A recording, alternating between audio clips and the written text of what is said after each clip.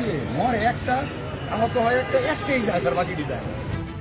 বৈষম্য বিরোধী ছাত্র আন্দোলনে বিক্ষোভকারীদের গুলি করে হত্যা করা সম্পর্কে এই ভিডিওটি সোশ্যাল মিডিয়ায় প্রকাশের পর ঘৃণায় ক্ষোভে ফেটে পড়েছেন নেটিজেনরা।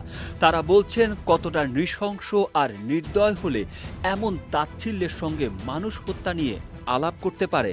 ৪৩ সেকেন্ডের ভিডিওতে দেখা যায় বিক্ষোভকারীদের গুলি করে হত্যা সম্পর্কে সাবেক স্বরাষ্ট্রমন্ত্রী মোহাম্মদ আসাদুজ্জামান খান কামালকে জানাচ্ছিলেন ঢাকা মেট্রোপলিটন পুলিশের এক সদস্য ইকবাল। সাবেক স্বরাষ্ট্রমন্ত্রীকে একটি ভিডিও দেখিয়ে ইকবাল নামের পুলিশ কর্মকর্তা বলছিলেন, গুলি করে লাশ নামানো লাগছে স্যার, গুলি করলে মরে একটা কিংবা আহত হয় একটা, একটাই যায় স্যার, বাকিটি যায় না। এইটাই হলো স্যার সবচেয়ে আতঙ্কের এবং দুশ্চিন্তার বিষয়। এই কথার মাধ্যমে তিনি বোঝানোর চেষ্টা করছিলেন যে বিক্ষোভকারীদের গুলি করেও রাজপথ থেকে বিতাড়িত করা যাচ্ছে না। একজন মারা গেলেও কিংবা অন্যজন গুলিবিদ্ধ হয়ে পড়ে গেলেও সাহস নিয়ে প্রতিরোধ গড়ে তুলছে বাকিরা। কেউ না বুঝলেও আমরা আপনার প্রয়োজন বুঝি, আর তাই তো অত্যাধুনিক ফিচার সম্বলিত বিভিন্ন সাইজ আর কালারের ২৫০টিরও বেশি ডিজাইন অপশন নিয়ে ওয়ালটন স্মার্ট ফ্রিজ বোঝে আপনার প্রয়োজন। গুলি করে করে লাশ নামানো লাগছে স্যার, কিন্তু গুলি করলে মরে একটা, আহত হয় একটা, একটাই যায় স্যার, বাকিটি যায় না। এটি হচ্ছে স্যার সবচেয়ে বড় আতঙ্কের এবং মানে দুশ্চিন্তার বিষয়। বইটা নামাইছে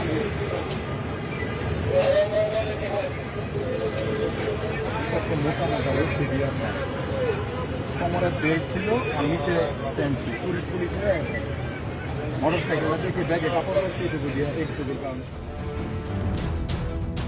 গুলি করি মরে একটা, বাকিটি যায় না স্যার। ভিডিওতে এই কথাগুলো যে পুলিশ সদস্য বলছিলেন তার নেম প্লেটের নাম দেখা যায় ইকবাল। আর আসাদুজ্জামান খান কামালের বাম পাশে যিনি দাঁড়িয়ে রয়েছেন তিনি বর্তমান স্বরাষ্ট্র সচিব মোহাম্মদ জাহাঙ্গীর আলম।